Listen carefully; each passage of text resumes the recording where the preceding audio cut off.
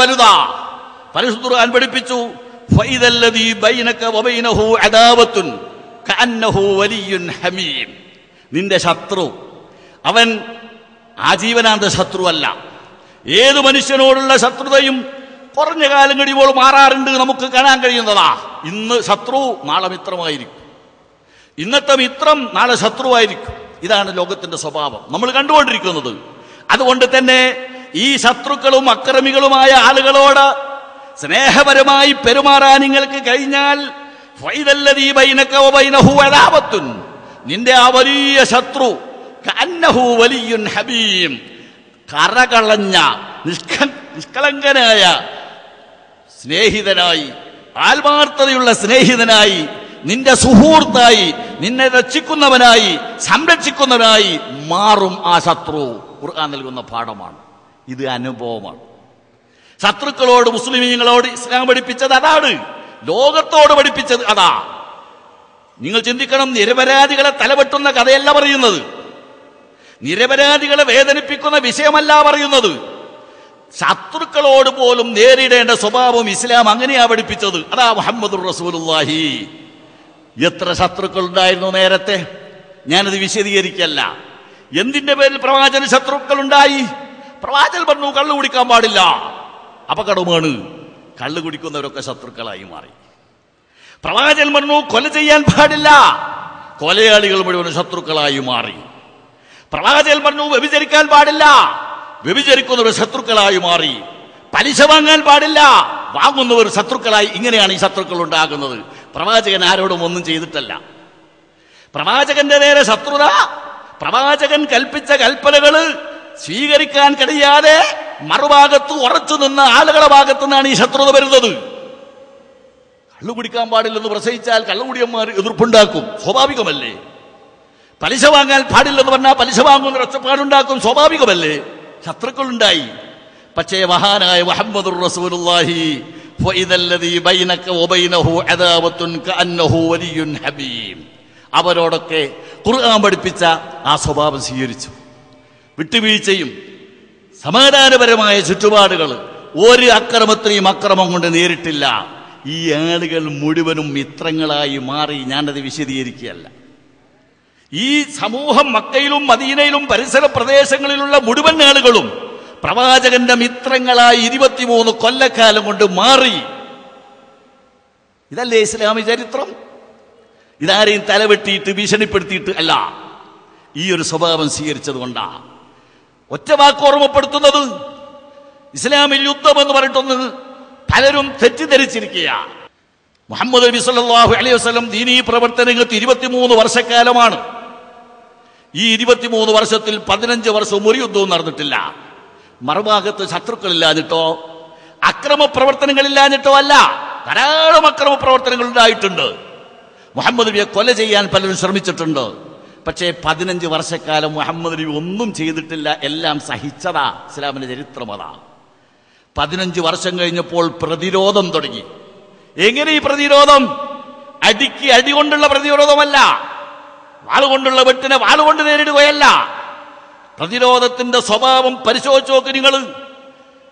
ഇന്നും ചരിത്രം അറിയുന്നവർക്കറിയാം, മദീനത്ത് ഖന്തക്ക് എന്നൊരു പ്രദേശമുണ്ട്, ഒരു ഏരിയ.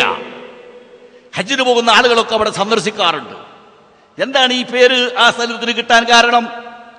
സകല ശത്രുക്കളും ഒരുമിച്ചുകൂടി മുഹമ്മദ് നബി സല്ലല്ലാഹു അലൈഹി വസല്ലം അനുയായികളെ ലോകത്തുനിന്ന് തൂത്തെറിയാൻ മദീനയിലേക്ക് കടന്നു വരികയാണ്, യുദ്ധം ചെയ്യാൻ.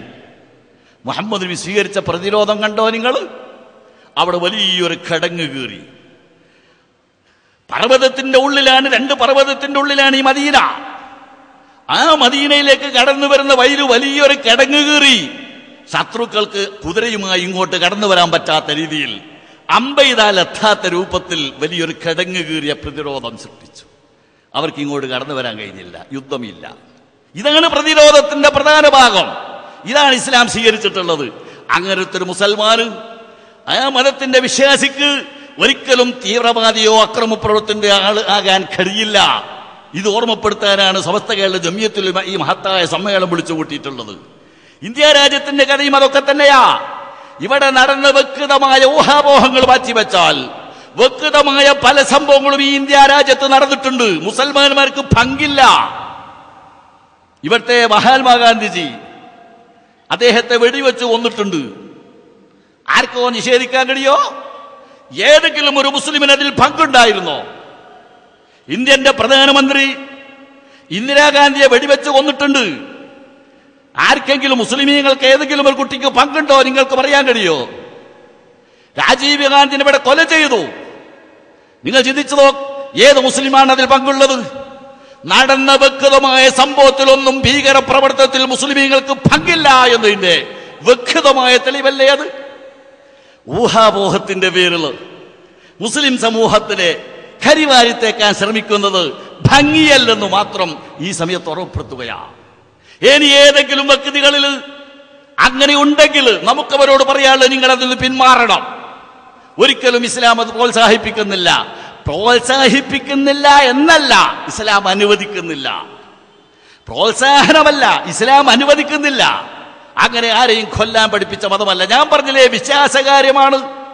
ഇസ്ലാമിനെ സംബന്ധിച്ചിടത്തോളം, മുസ്ലിമിനെ സംബന്ധിച്ചിടത്തോളം ഏറ്റവും വലുത് ശാഖാപരമായ കാര്യങ്ങളെക്കാൾ, ശാഖാപരമായ കാര്യങ്ങൾ ഒരു പക്ഷേ പഠിച്ചതും പോരാൻ പൊരുത്തപ്പെട്ടു കൊടുത്തുന്നവരും. ഒരു മനുഷ്യൻ ചെയ്യുന്ന തെറ്റുകൾ ശാഖാപരമാണെങ്കിൽ അള്ളാഹു പൊറുക്കും. വിശ്വാസപരത്തിൽ പന്തികേട് വന്നാൽ അള്ളാഹു പൊറുക്കില്ല. വിശ്വാസപരമായ കാര്യത്തിൽപ്പെട്ടതാ തന്റെ സ്നേഹിതൻ തന്റെ ശരീരത്തിന് എന്തെല്ലാം ആഗ്രഹിക്കുന്നുണ്ടോ തന്റെ സ്നേഹിതനും അത് ആഗ്രഹിക്കണം. അങ്ങനെ മറ്റുള്ള സഹോദരന്മാരോട് സ്നേഹത്തിൽ, ജീവികളോട് പോലും, മനുഷ്യരോട് മാത്രമല്ല ജീവികളോട് പോലും സ്നേഹത്തിൽ വർത്തിക്കാൻ, ഇവിടുത്തെ സസ്യങ്ങളോട് പോലും കാരുണ്യപ്രവർത്തനം നടത്താൻ കൽപ്പിക്കപ്പെട്ട ഒരു മതത്തിന്റെ അനുയായികൾക്ക് തീവ്രവാദികളാകാൻ കഴിയില്ല. അതുകൊണ്ട് വിനയത്തിന്റെ ഭാഷയിൽ ഞാൻ ഓർപ്പെടുത്തുന്നു, ഇസ്ലാമിനെ പറ്റി തീവ്രവാദം ഉന്നയിക്കുന്ന മുസ്ലിമീങ്ങൾ തീവ്രവാദികളാണ്, ഉഗ്രവാദികളാണ് പറയുന്ന ഒരനുഭവം അത് സഹിക്കാൻ കഴിയുന്നതിൽ അപ്പുറമാണ്. നമുക്കത് സഹിക്കാൻ കഴിയില്ല. മുസൽമാനെ സംബന്ധിച്ചിടത്തോളം ആ ജീവിതത്തിൽ അങ്ങനെ ഉണ്ടാകാൻ പാടില്ല. ഇതിവിടെ വ്യക്തമായി വിശദീകരിക്കപ്പെടുകയാണ്. നമ്മുടെ നേതാക്കളെ നാവിലൂടെ തന്നെ കാര്യം പുറത്തേക്ക് പറയുകയാണ്. ഇത് പറയാനാണ് ഇവിടെ തീവ്രവാദമുണ്ടെന്നോ ഇവിടെ ഉഗ്രവാദമുണ്ടെന്നോ സമർത്ഥിക്കാനല്ല. ഉണ്ടാകരുത്. ഒരാളിലും മുസ്ലിമീങ്ങളിൽ മാത്രമല്ല ഒരു വിഭാഗത്തിലും ഒരു മനുഷ്യത്വത്തിനും അത് നിരക്കുന്നതല്ല. മനുഷ്യന്മാരിൽ അങ്ങനെ സംഭവിച്ചുകൂടാ എന്ന് ഓർമ്മപ്പെടുത്താനാണ് ഈ വലിയ സമ്മേളനം വിളിച്ചു കൂട്ടിയിട്ടുള്ളത്. പത്രക്കാര് സഹകരിക്കണമെന്ന് വിനയത്തിന്റെ ഭാഷയിൽ ഓർമ്മപ്പെടുത്തുകയാ.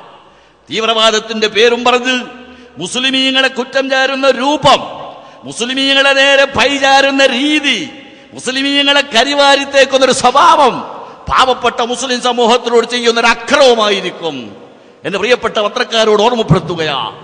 നിയമപാലകര് സംശയിക്കപ്പെട്ടാൽ പിടികൂടേണ്ടി വരും. പക്ഷേ നിരപരാധികളായ ആളുകളെ നമ്മൾ ആക്രമിച്ചാൽ മറുപടി പറയേണ്ടി വരും. വേദനയുള്ള അനുഭവമാണ്. നാം അക്കാരെ ശ്രദ്ധിക്കണം. മുസ്ലിമീങ്ങൾ ഒരിക്കലും നീക്കം ഉണ്ടാകില്ല. ആർക്കെങ്കിലും എവിടെങ്കിലും ഉണ്ടെങ്കിൽ അവർ മാറ്റണം, അവസാനിപ്പിക്കണം. നമുക്ക് പറയാനുള്ളതാ. ഈ സമ്മേളനം അതിന്റെ പേരിൽ വിളിച്ചു കൂട്ടിയതാ. സമസ്ത കേരള ജംഇയ്യത്തുൽ ഉലമ നാട്ടിലുണ്ടാകുന്ന മുഴുവൻ പ്രശ്നങ്ങളെയും വീക്ഷിക്കുകയും മനസ്സിലാക്കുകയും അതാത് സമയത്ത് ആവശ്യമായ രീതിയിലാക്കുന്ന പരിഹാരങ്ങൾ നിർദ്ദേശിക്കുകയും ചെയ്യുക. ഇതിവിടെ അവസാനിക്കുന്നില്ല. ഈ സമ്മേളനം കൊണ്ട് ഈ പരിപാടി അവസാനിപ്പിക്കുന്നില്ല.